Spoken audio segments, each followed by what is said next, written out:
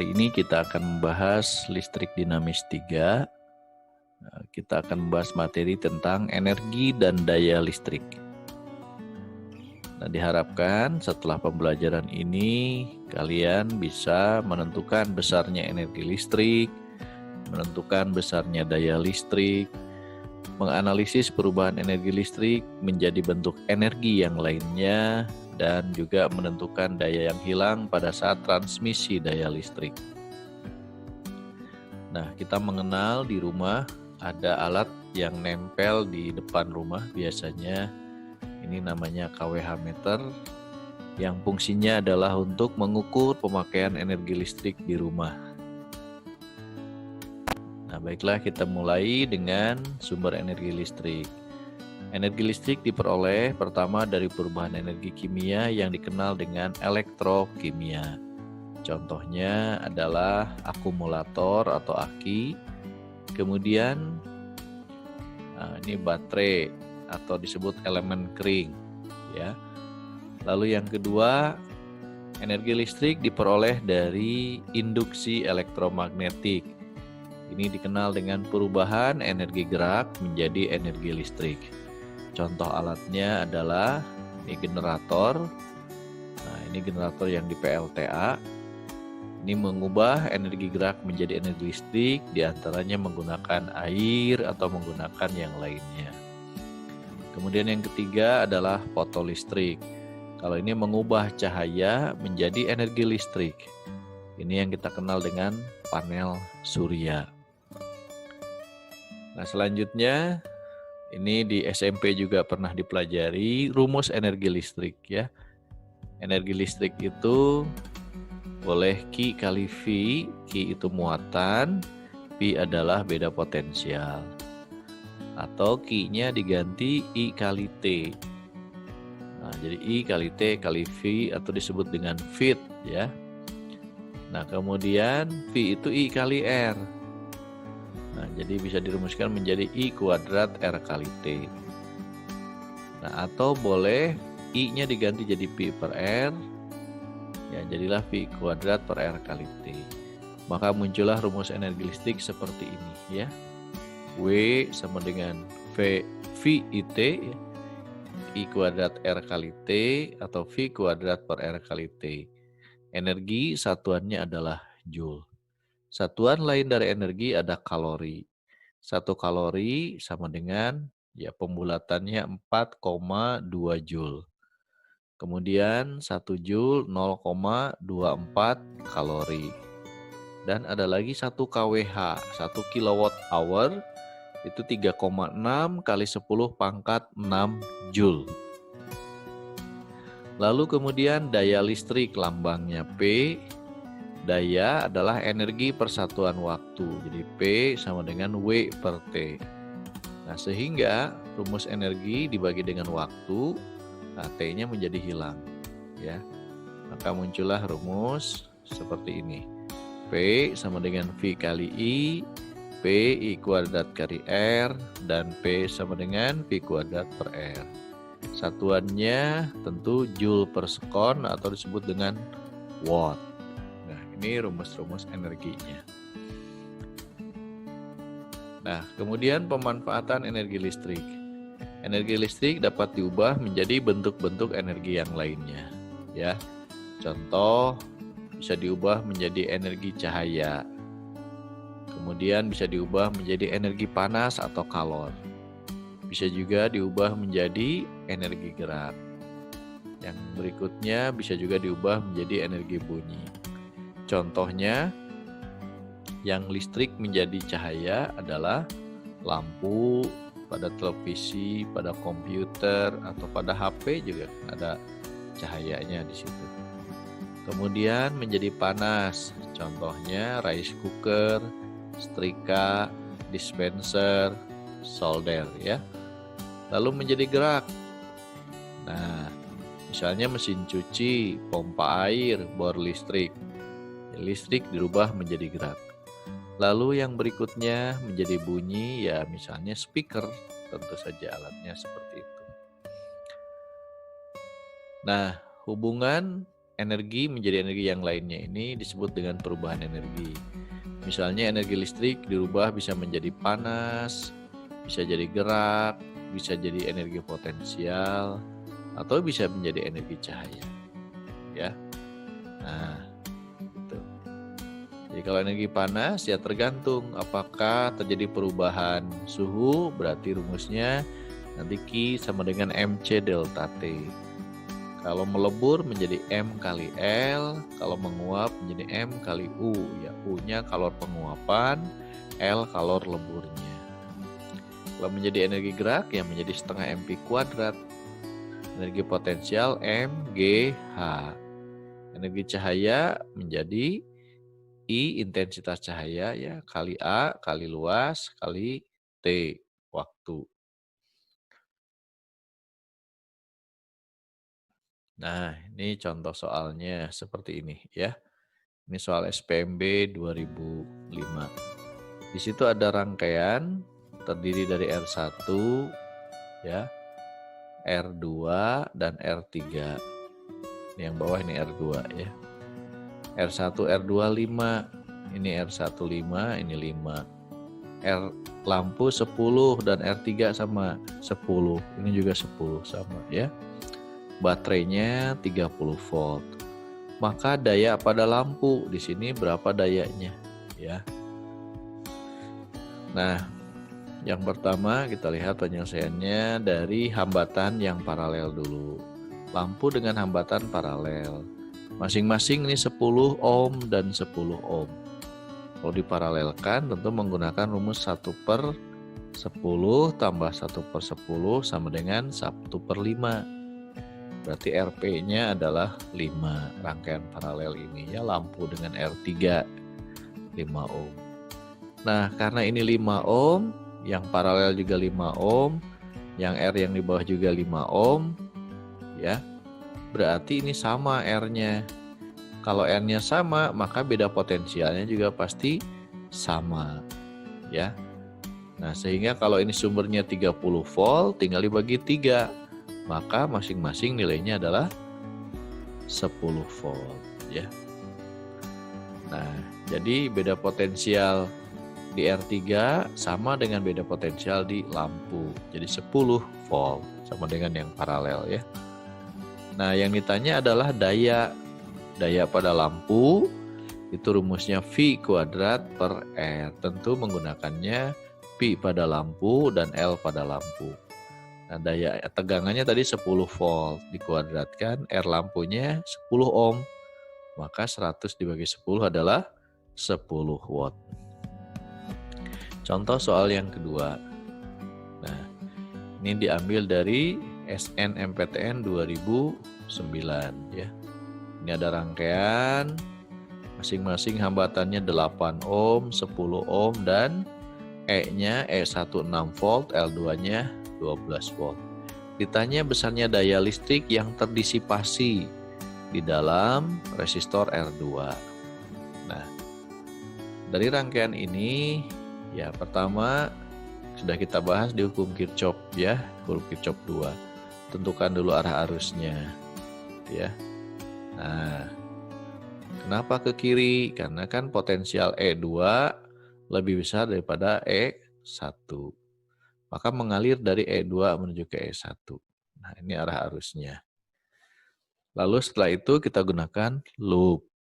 Nah, arah loop searah dengan arah arus. Lalu kita gunakan hukum Kirchhoff yang kedua. Sigma E tambah sigma IR sama dengan 0.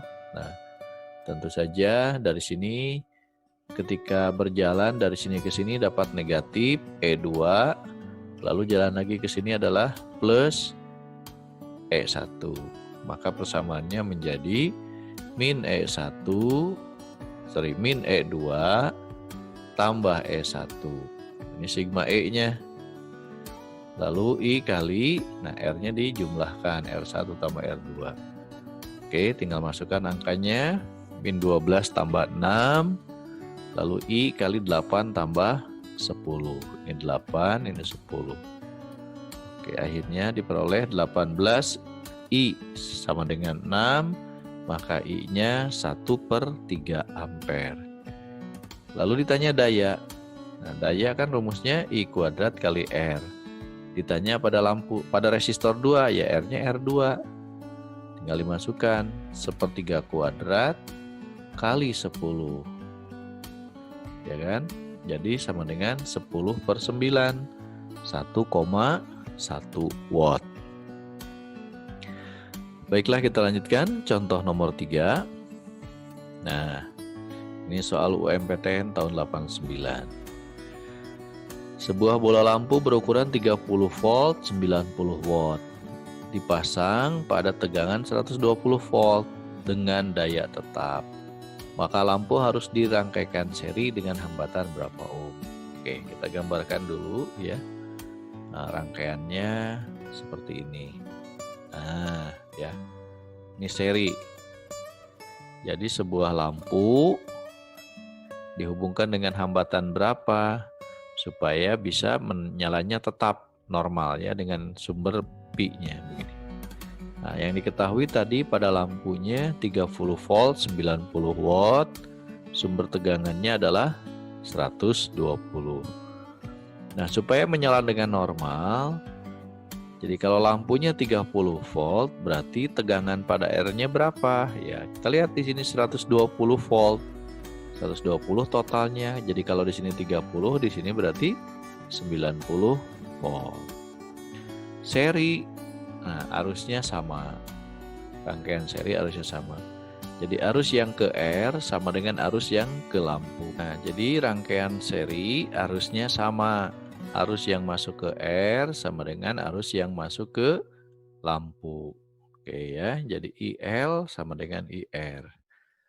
Nah, untuk L lampu kan diketahui ada daya dan ada tegangan. Jadi pakai rumusnya P dengan V. Ini ada Pi-nya. Nah, berarti Pi per R kalau ini ya. Jadi tulislah persamaannya seperti ini. Nah, ini kan P per V pada lampu. Pada R Pi per R ya. Nah, P pada lampunya kan 90 watt. Lalu tegangannya 30 volt. Pi pada R berapa? Tadi kan kalau ini 30 ini 120 berarti ini 90 volt. Ditanya R. Nah, bisa ditulis begini.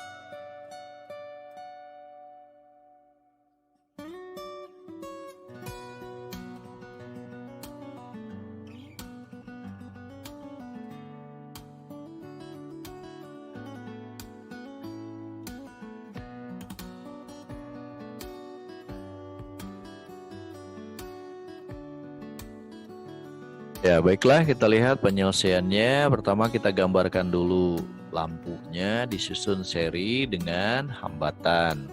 Spesifikasinya lampu 30 volt, 90 watt. Nah, kalau disusun seri tentu arusnya sama ya. Nah, kalau normal berarti kalau ini 120 volt, ini 30 volt, berarti DR-nya harus 90 volt ya kan, supaya jumlahnya 120. Oke, karena seri arusnya sama. Berarti kalau pada lampu menjadi daya dibagi beda potensial. Sedangkan pada R menjadi P dibagi R karena ditanyanya adalah R. Ya, PL-nya yang ini kan 90 watt, PL-nya 30. Sedangkan PR-nya berarti kan 90 volt di sini ya. Nah, dituliskan seperti ini. Ya sudah, dari sini kan ini coret 90-nya, maka R-nya sama dengan 30 ohm. Contoh soal yang keempat. Ini soal tahun 96 ya, ujian masuk perguruan tinggi negeri.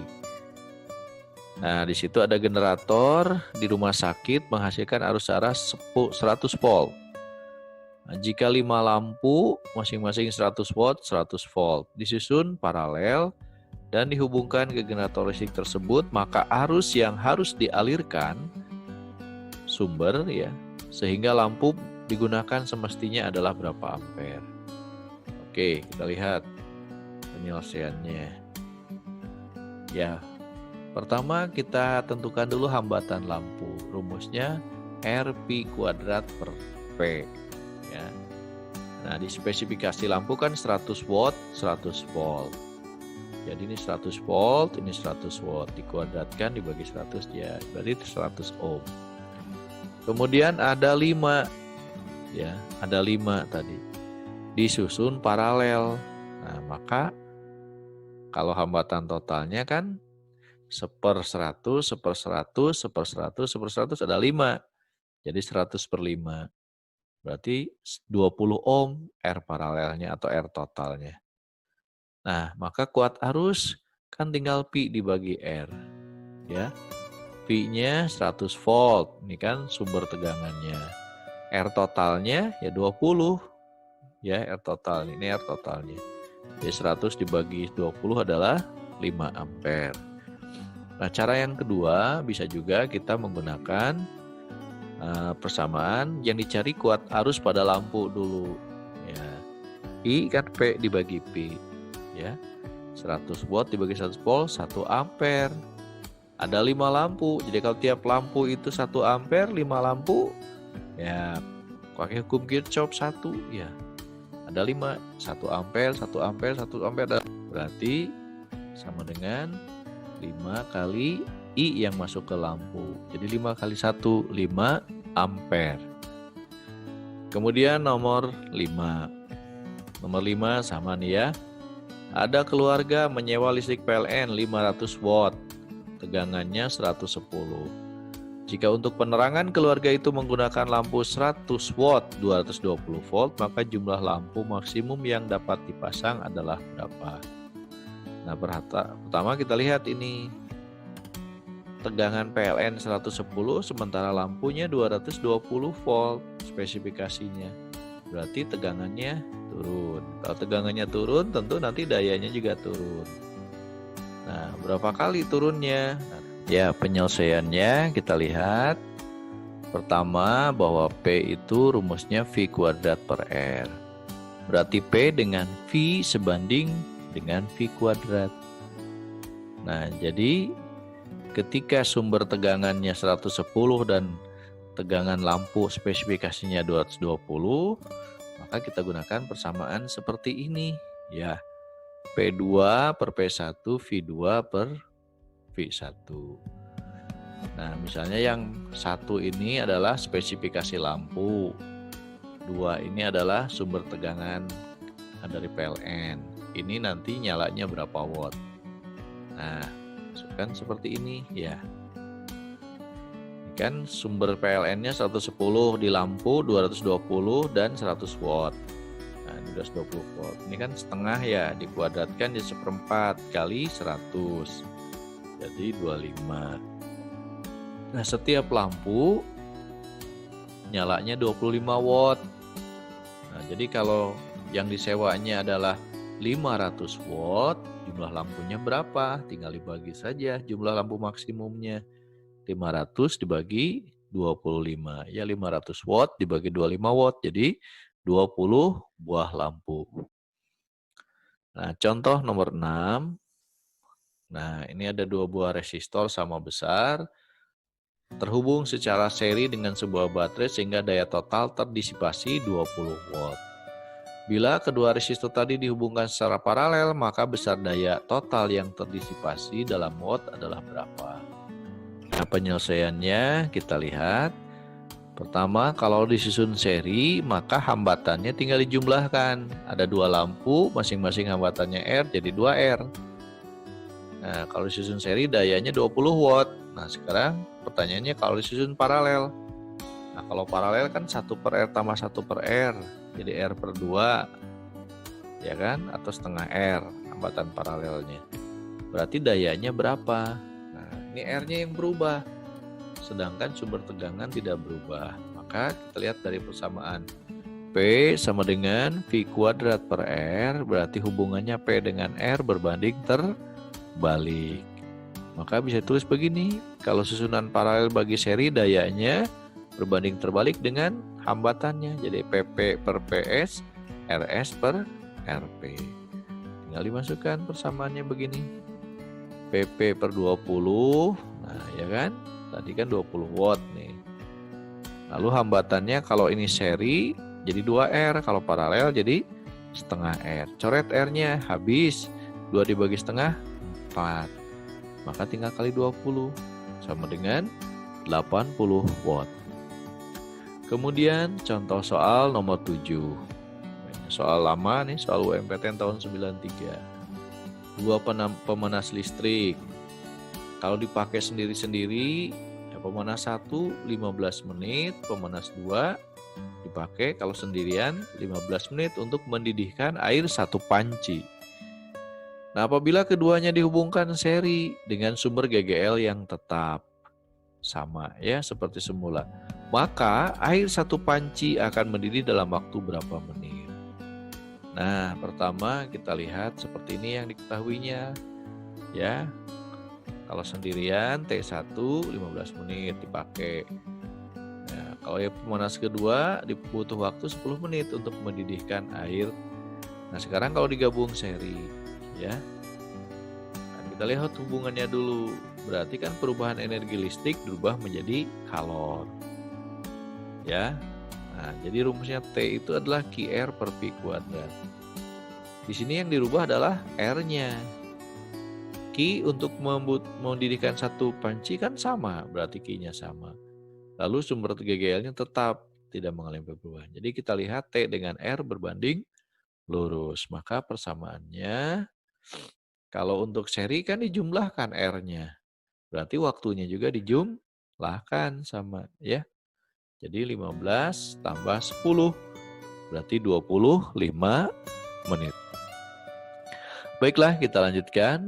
Ya, baiklah kita lihat contoh nomor 8 ya. Ini soal SPMB 2004. Pompa air 220 volt 0,5 ampere dapat mengalirkan air, kecepatannya 2 meter per sekon dan diameternya 4 cm.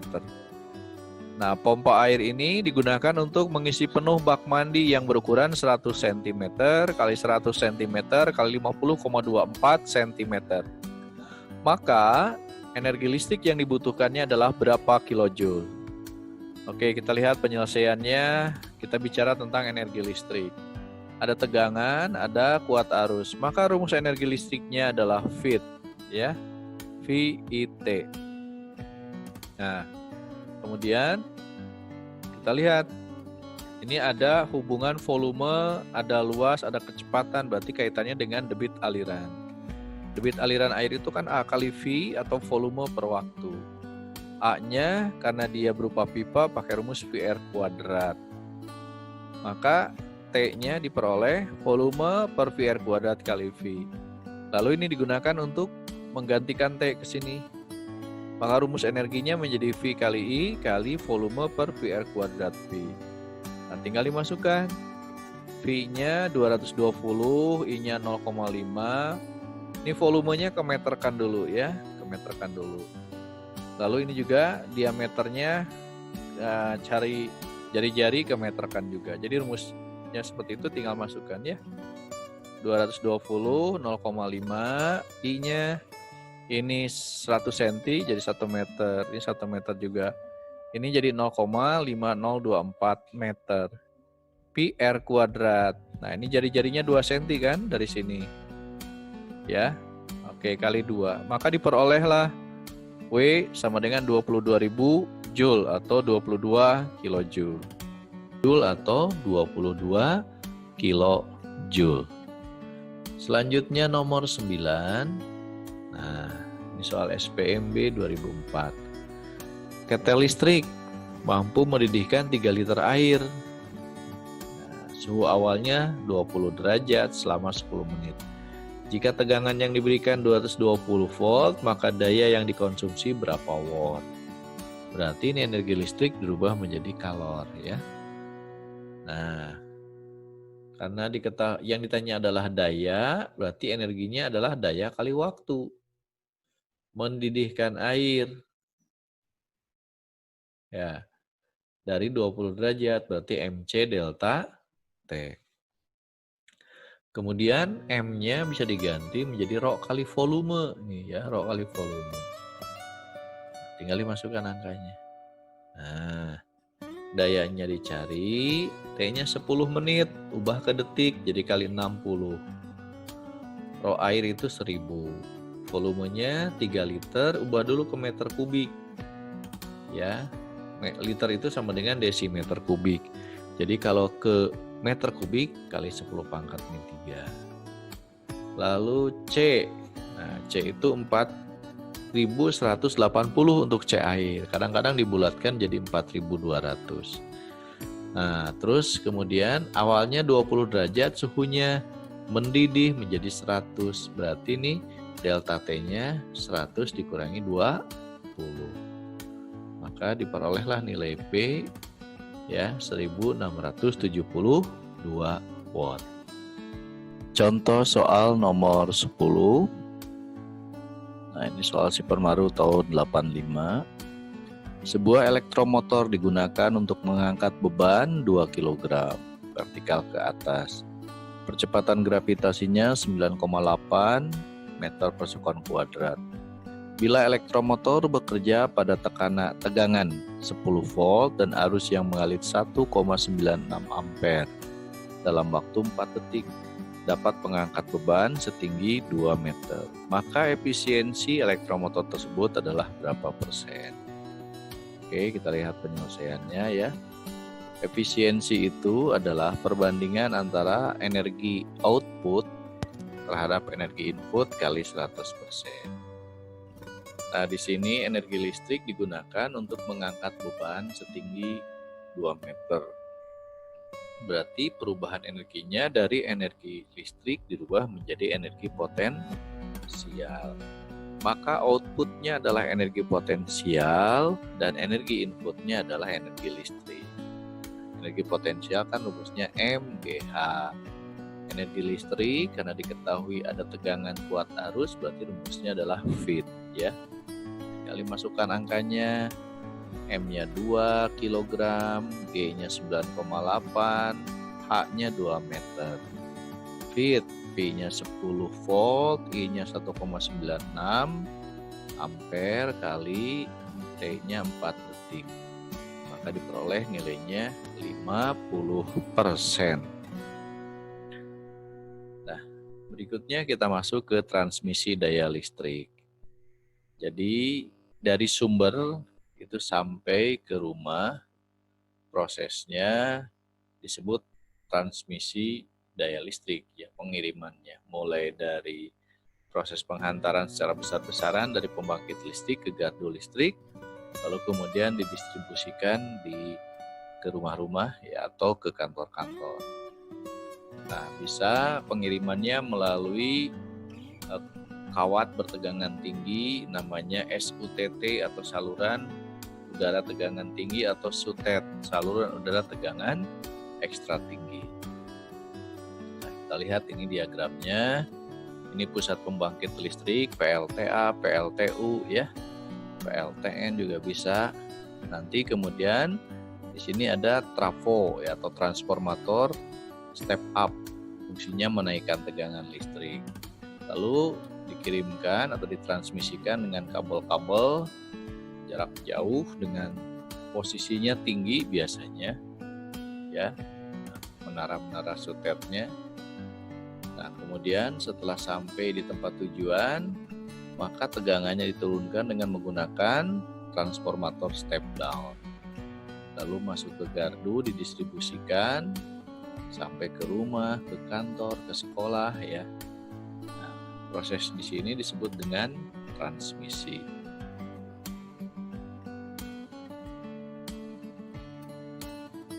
Nah, kita lihat contohnya ya. Soal tentang transmisi energi listrik. Ini soal SIMAK UI tahun 2009. Melalui kabel transmisi sepanjang 10 km, arus listrik dikirim dari PLTA yang berdaya 120 kW ke pemukiman. Jika total hambatan kabel 0,4 ohm, maka tegangan pada kabel sebesar berapa? Nah, maka tegangannya segini, kalau arusnya segini, betul nggak gitu ya? Nah, kita lihat begini. Yang pertama, daya itu tegangan kali kuat arus. Tadi dayanya 120 kilo. Nah, oke, 120 kilo berarti 120.000. Tegangannya 240 volt kali I. Maka diperoleh nilai I-nya 500 ampere. Jadi pernyataan pertama benar. Pertanyaan yang kedua, daya yang hilang selama di perjalanan. Daya yang hilang di perjalanan rumusnya I kuadrat kali R. Nah, I-nya kan 500 ampere. Lalu hambatan total kabelnya adalah 0,4. Jadi 500 kuadrat kali 0,4, 100.000 watt atau 100 kilowatt. Nah, jadi kalau menggunakan tegangan 240 volt, yang hilang di perjalanannya adalah 100 kilowatt. Nah, bagaimana? Pernyataan kedua berarti benar. Bagaimana kalau tegangannya 24.000 volt? Nah, kita hitung. Nah, berarti V-nya 120.000, V-nya 24.000 kali I, diperoleh I-nya 5 ampere. Nah, kemudian daya yang hilangnya berapa? I kuadrat R, 5 kuadrat kali 0,4, hasilnya 10 watt. Ya, jadi kalau tegangannya yang digunakannya adalah 240 volt tadi, maka diperoleh daya yang hilangnya itu adalah 100 kW. Sedangkan kalau menggunakan tegangan 40.000 volt, maka daya yang hilangnya adalah 10 volt. Nah, jadi fungsi tegangan tinggi ini adalah untuk memperkecil daya yang hilang selama di perjalanan. Nah, kita lihat contoh yang kedua. Ini soal UMB 2008. Contoh soal yang kedua, soal UMB 2008 ya. Nah, ini transmisi daya listrik sama mengirimkan. Daya yang dikirimkan 500 MW. Jaraknya 100 km, panjangnya, kemudian hambatannya 0,2 ohm tiap kilometer. Tegangannya 500 kV. Daya yang hilangnya berapa? Perjalanan. Oke, penyelesaiannya. Pertama kita hitung dulu arusnya ya. P kali I. Tadi 500 mega dayanya. Berarti 500 juta watt. Mega itu berarti 1 juta ya, sama dengan 1 juta. Nolnya 6. 500 megawatt, 500 megawatt lalu sama dengan P kali I, P-nya 500 kilovolt berarti 500.000 kilo ya, 500.000. Maka diperoleh nilai I-nya adalah 1000 ampere. Nah, berapa daya yang hilangnya? Rumusnya I kuadrat R. I-nya kan sudah ada 1000. Berapa R-nya? Nah, tiap kilometer 0,2 ohm. Kalau 100 km ya tinggal kali 100. Berarti 0,2 kali 100, 20. Jadi 1000 kuadrat kali 20 maka diperoleh 20 juta watt atau 20 megawatt. Nah, itu contoh soal yang kedua. Nah, selanjutnya supaya lebih paham lagi dicoba ya soal latihannya ya, latihan nomor 1, latihan nomor 2, latihan nomor 3, latihan nomor 4. Kemudian nomor 5, nomor 6, nomor 7, dan 8.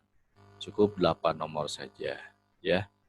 Insya Allah kalau dicoba mudah-mudahan paham dan mengerti.